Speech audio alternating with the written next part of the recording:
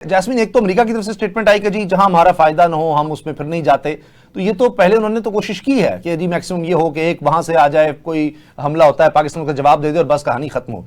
लेकिन उसके बाद शहबाज शरीफ को भी स्टेटमेंट देनी पड़ी कि हमारे वहाँ लोगों में बड़ा गुस्सा है।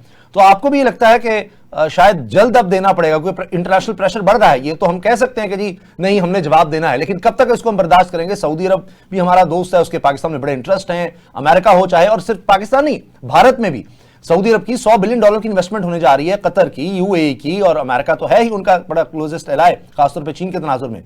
तो क्या आपको लगता है कि शायद पाकिस्तान का रिस्पॉन्स फिर बहुत जल्द आएगा कि उसके बाद देखी जाएगी? देखें उसामा, बात सारी ये है कि एक तो ऑल आउट वॉर ऑब्वियसली कोई भी नहीं चाहता।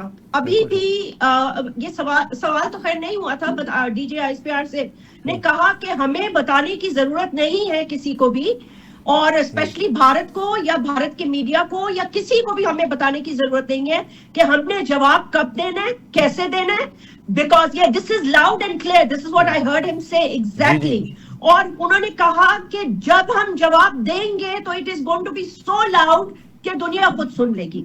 तो ये तो तय है कि जवाब दिया जाएगा। अब देखिए, दो और एक इंटरनल भी फजा होती है ना, मतलब है कि ये असद साहब ने बिल्कुल सही फरमाया, and he is absolutely right कि पाकिस्तानियों के अंदर एक गम और गुस्सा है, और वो ये चाहते हैं कि अब तक देखिए हमने बहुत अच्छा रिस्पांस दिया है कि हमने हर तरह से डेटरेंस शो की है, उनके हर हमले का जवाब दिया है, और खराज तहसीन पेश करनी चाहिए एयरफोर्स को। राफेल्स जैसे जहाज को गिराना, उसके स्टॉक्स का नीचे ले आना, फिर सारी दुनिया ने पहले तनकीद की, उसके बाद every international organization has come forward, even जो फ्रांस का तैयारा ये बनाते हैं उन्होंने भी कहा हाँ जी ये तैयारा गिर चुका है, जो कि पहली दफा हुआ है हिस्ट्री में कि किसी ने ये तैयारा गिराया हो, बिकॉज इसकी प्रिसीजन इतनी अच्छी है। सो सवाल ये पैदा होता है कि डिप्लोमेटिक एफर्ट्स तो जारी रहेंगे।